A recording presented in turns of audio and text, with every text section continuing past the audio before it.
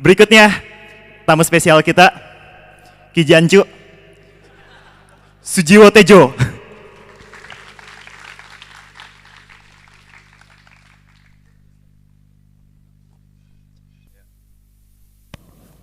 Ya, saya minta maaf nggak pakai apa itu namanya, di mana-mana saya nggak bisa karena saya itu gagap teknologi bener. Saya TEDx saja baru dengar seminggu yang lalu gitu loh. Oh TEDx, gitu. Serius, serius. Bukan aku mau menghina, tapi karena aku memang nggak tahu. Ketika temanku bilang pokoknya udah 2 bulan yang lalu diundang TEDx, ya udah, mumpung di Bandung lah, seneng aku ke Bandung. Tahu-tahu begitu kemarin ngobrol sama orang-orang, loh ternyata TEDx sesuatu. Banyak hal yang, gitu. Banyak yang aku sepelekan jadi gitu loh. Banyak banget dalam hidupku. Dulu Gus Dur waktu maju juga aku sepelekan di depan, ala Gus nggak mungkin jadi presiden ternyata gitu. Nah, aku ditugasi yang agak berat karena udah paling siang dan suruh ngomong soal matematik. Baiklah, aku mungkin akan ngawali bahwa Indonesia kurang maju karena matematikanya rendah. Pendidikan saya di matematika, saya 2 jurusan dan teknik sipil. Dua-duanya nggak selesai. Karena bagi saya orang yang selesai kuliah itu orang yang meneruskan sejarah, tapi orang yang DO itu orang yang menjebol sejarah. Gitu. Gitu. Gitu. Problemnya begitu kita dengar matematika, kita selalu kebayang hitung-hitungan 1+1 gitu. Padahal matematika bukan about itu. Matematika tentang logika kita, tentang konsistensi logika kita. Nggak ada pelajaran yang terbaik untuk melatih logika kita konsisten kecuali matematik. Jadi di dalam bahasa saya, di dalam benak saya, bahasa Indonesia itu nggak cuma ada bahasa Inggris, bahasa Madura, bahasa Perancis, bahasa Aborigin gitu loh. Tapi juga ada bahasa matematika. Cuman kalau di matematika pakai plus, tambah itu pakai plus, kurang itu pakai minus, sama dengan pakai A2 gitu, sama aja. Ada gramatikanya sendiri, kalau lebih besar sama dengan ada. Jadi jarang sekali ditanamkan ke publik sejak dini, sejak anak-anak, bahwa matematika adalah about language. Seandainya itu ditanamkan sejak SD, dengan guru matematika, mestinya di SD itu profesor, kalau di Jepang malah guru profesor doktor malah ngajar tingkat rendah gitu loh, karena untuk dasar. Diajarkan bahwa yang penting itu tingkat dasarnya.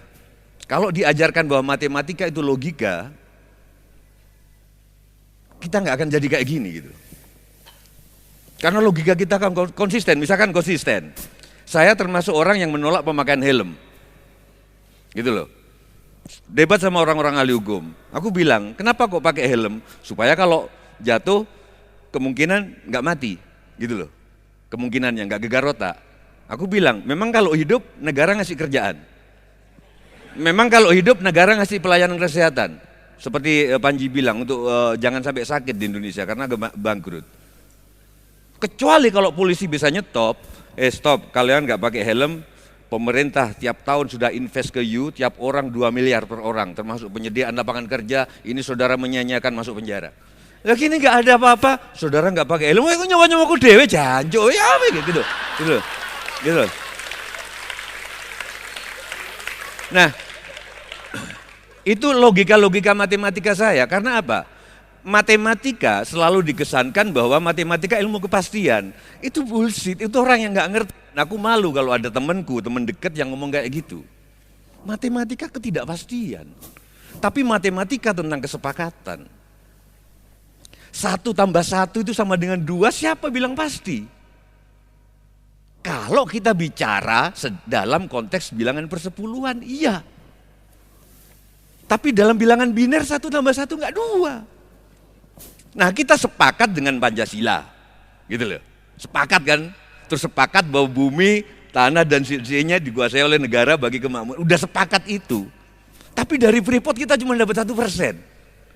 Gimana gitu matematikanya gitu. Jadi matematika buat logika.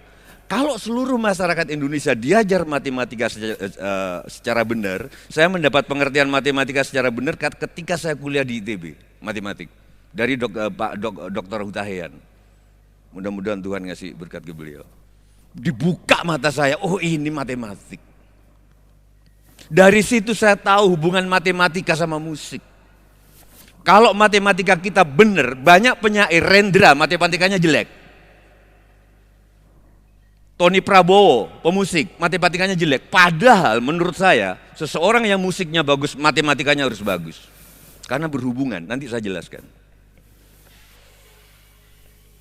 Kalau seseorang matematikanya bagus, pasti dia sastranya bagus. Tapi ternyata banyak teman-teman sastrawan yang matematikanya nggak bagus. Berarti matematika diajarkan secara salah oleh kurikulum. Karena di dalam matematika kita selalu menemukan bahasa-bahasa baru, sorry kalau agak teknis, yang nantinya ketemu misalkan E sama dengan MC kuadrat. Atau ketemu misalkan dimensi N. Padahal di dalam bayangan kita, di dalam benak kita yang ada itu maksimal dimensi 3 gitu. 3 ruang gitu, X, Y, Z. Semua benda dilukiskan dalam itu. Nggak kebayang bahwa ada dimensi lebih dari 4, ada dimensi N. Tapi itu ditemukan dalam rumus-rumus matematika, diturunkan, diutak-atik oleh keisengan, ketemu dimensi N. Ternyata bisa diterapkan di astronomi kemudian. Ternyata pada dikatanya, kata orang-orang astronom, di matahari ketika gravitasi bisa menarik cahaya, di situ dimensinya teman-teman yang dari fisika bisa lebih jelaskan. Ada banyak dimensi. Jadi ada yang kadang-kadang kata-kata itu diciptakan duluan, kata-kata matematika, kemudian teknologi mengejarnya.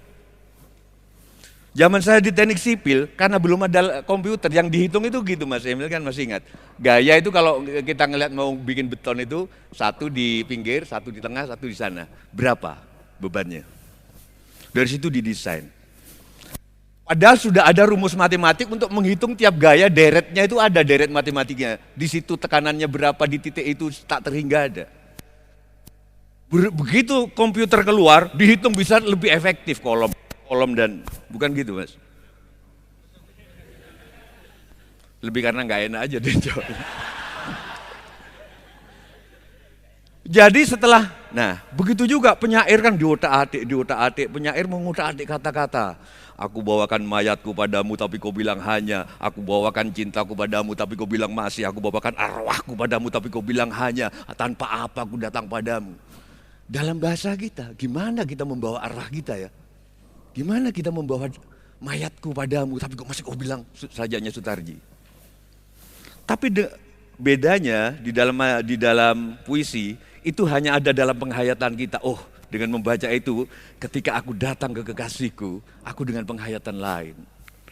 Jadi kalimat puisi membentuk dunia baru. Begitu juga kalimat matematik. Ketika Ridwan Kamil mengatakan, sama teman-teman yang lain mengatakan, atau Panji, jangan mengharapkan perubahan, tapi ciptakanlah perubahan. Bagi aku itu kalimat matematik yang lahir dari utak-atik, lahir kalimat itu.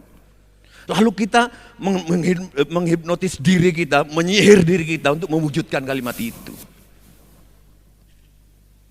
Kalimat-kalimatku misalkan di Twitter, aku sering ngomong, itu utak-atik dari permainan kayak matematik di...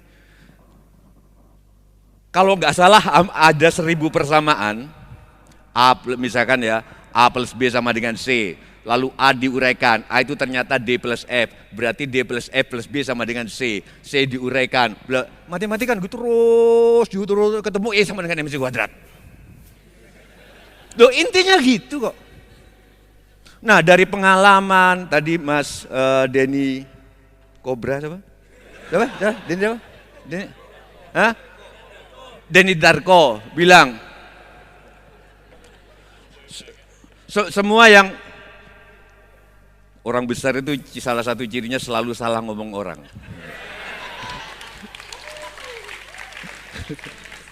Aku belajar dari Rendra. Rendra tuh nggak pernah bener nyebut orang. Kan ada Nono Makarim di hukum, Nono Anwar Makarim. Itu kalau nebut Nini El Karim Mas, itu bilangin sama temenmu Nini Makarim, gitu. Terus Pak Yakob Utama nggak pernah bener nyebut MH Ainun Najib. Jo, tolong bilangin sama temenmu MH Ainun Najib gitu loh. Jadi saya harus salah-salah ngomongin biar kelihatan besar gitu loh. Gitu. Kalau enggak. Nah, Semuanya dari matematik. Itu di puisi. Apa yang ada di matematik? Matematik itu konsistensi. Kalau kamu belajar matematik, susah ya sama orang ngomong bukan orang matematik ini susah gitu. Apalagi sebetulnya kan penurunan-penurunan dalil Pitagoras,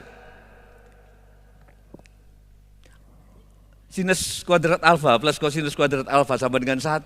Kalau kalian turunkan, itu kan dari lama kan? Dari segitiga siku-siku kan, terus diturunkan. Sebetulnya kan intinya A plus B sama dengan C, misalkan katakanlah gitu. A nanti diurai. Oh, A itu ternyata dari pengalaman, dari sama dengan E plus G dimasukkan. Gitu loh. Terus tiba-tiba kita sampai takjub sendiri. Loh, kok ternyata jadi gini? Itulah keindahan matematika. Gak kayak keindahan puisi. Kalau kata Bertrand Russell itu keindahan puisi itu meledak-ledak gitu loh. Gitu loh. Aku ingin mencintaimu dengan sederhana, dengan isyarat yang tak pernah disampaikan awan kepada hujan, yang menjadikannya tiada. Kan keindahan matematik itu kalau indah tapi dingin indahnya. Tapi indah. Kayak orang dicium diam aja gini aja gitu loh. Gitu loh. Gitu loh. Gitu loh. Itu matematik. Nah, sama aja. Kita kembali ada violinis di sini. Daripada Maya Hasan aku panggil harpis. Pemain harpa herpis kan. Maya Hasan kalau kayak kurang ajar kamu gitu. Paling gampang contohnya Simfoni 40. Teraran teraran teraran.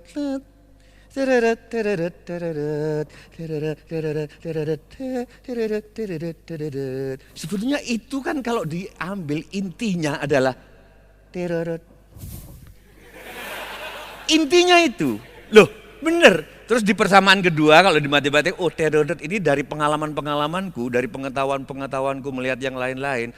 Terodot ini kalau diuraikan sama terodot, terodot, terodot, terodot, terodot, terodot. Dan kalau mau disebut intinya lagi, diperas lagi intinya cuman. Intinya itu kan.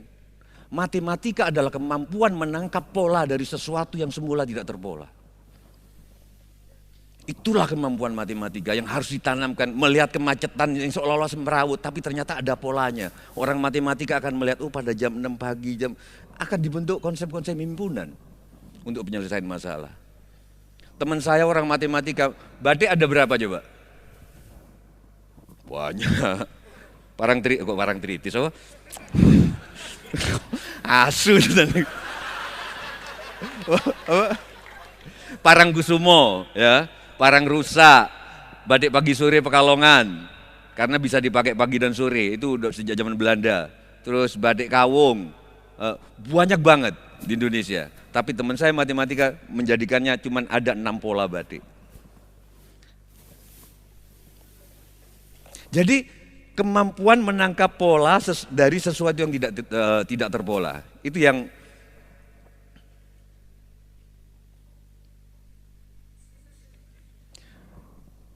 kalian dari matematik enggak sih? Enggak ya? Enggak level gitu loh. Jadi enggak guyon. Bukan itu tapi. Tapi ketika aku bilang cinta tak perlu pengorbanan. Itu adalah kata-kata baru, kata-kata matematik yang baru dari aku. Karena apa? Aku udah adik di sini, nggak tahu ada berapa processing di sini. Sama dengan kayak penurunan rumus. Cinta tak perlu pengorbanan. Pada saat kau merasa berkorban, pada saat itu cintamu mulai pudar. Gitu loh. Sementara pada masa lama cinta adalah pengorbanan. Tugasku sekarang adalah mewujudkan di dalam diriku bahwa cinta tak perlu pengorbanan. Begitu kau merasa berkorban, bullshit cintamu. Nah kalau aku sudah ini, tinggal membentuk idenya Mas Kamil tadi, bentuk komunitas. Ada nggak yang bisa mengikuti itu? Sehingga ketika kalian hujan-hujan ke pacarmu atau kalian nggak merasa berkorban. Wong cinta kok. Yang ada pengorbanan kalkulasi. Gitu loh. Langsung utak-utik dari matematika ketika orang bilang kamu kayak ayam, kalau ada orang pacaran kemana-mana suka, terus aku ternyata di pikiranku matematika aku nggak gitu. Bercintalah seperti ayam dengan cinta yang kudus. Kenapa? Ayam pokoknya kalau senang sudah begini, gini, gitu loh, langsung ngencuk, udah, gitu loh. Pernah nggak ayam nanya, kamu keturunan siapa? Bapakmu siapa? Nggak ada hitung-hitungan. Aku pengen cinta manusia kayak gitu, suatu hari. Minimal aku di dalam diriku sendiri. Makanya yang aku terapkan pada anakku ada yang datang satu. Kalau suatu hari, ini masalah matematika, bapak nanya, kenapa kamu cinta sama pacarmu? Dan dia bisa jawab, berarti itu bukan cinta. Itu kalkulasi. Cinta nggak ada karena-karena. Gitu. Hiburanku kalau menonton orang yang tertangkap, orang narkoba yang tertangkap di TV, hiburanku adalah ngelihat perempuannya yang tetap setia. Itu cinta. Mau narkoba, mau dibela. Itu cinta gitu. Bukan kayak salah seorang penari dangdut yang suaminya anggota DPR, nggak aku sebut namanya. Begitu suaminya ditangkap, ditinggal malah gitu loh. Itu bukan cinta. Saya kira itu udah berapa menit? 3 menit. Aku nggak usah main ini deh. Nggak usah.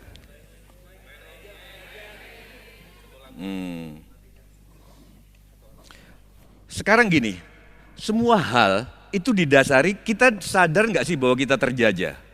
Kadang-kadang enggak. Di dalam pemikiran matematik semuanya punya dasar. Coba saya tanya, begitu kita dibangunkan dari tidur, suruh bikin tangga nada, pasti do re mi fa sol la si do, pasti gitu. Pasti deh. Karena apa? Orang tua kita mengajarkan bahwa tangga nada di dunia hanya ada satu.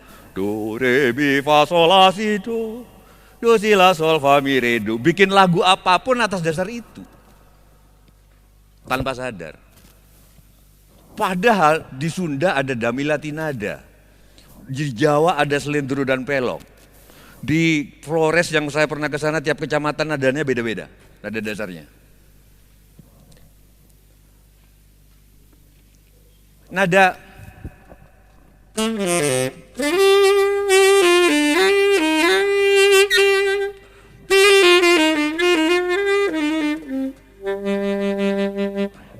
summertime misalkan.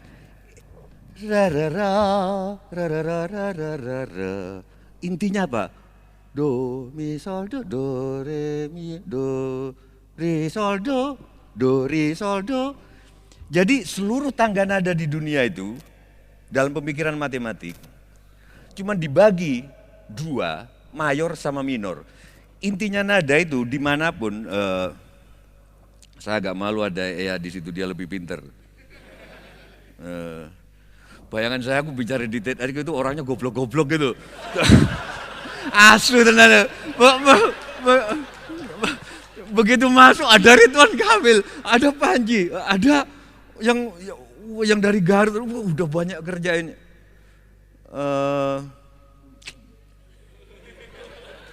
Jadi do mi sol do. Sekarang saya tanya, nada dasarnya ini apa? Bumi gonjang-ganjeng langit gelap-gelap katon lir kincanging risang mawe gandrung sabarang katulu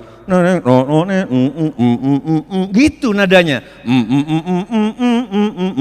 Slendro atau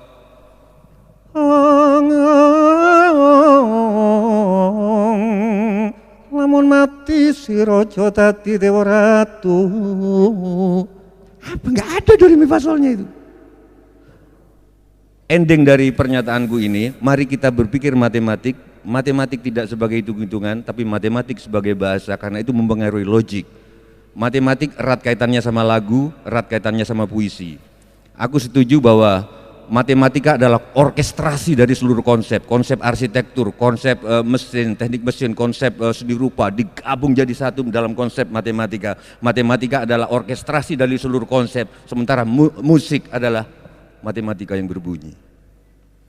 Yang terakhir adalah inti dari matematika adalah mencari persamaan. Tidak ada pelajaran matematika tentang pertidaksamaan, itu hanya pengecualian. Maka dalam kehidupan sehari-hari ada gereja, ada masjid, ada Sunda dan lain sebagainya. Kenapa kita selalu mencari perbedaan? Mari kita berpikir matematika dan selalu mencari persamaan. Terima kasih.